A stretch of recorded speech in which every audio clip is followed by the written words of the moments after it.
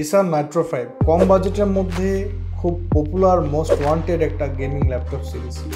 তো আমাদের সঙ্গে আজকে রয়েছে Acer Nitro 5 EN51558 Core i7 12 জেনারেশনের কিন্তু একটা ডিভাইস।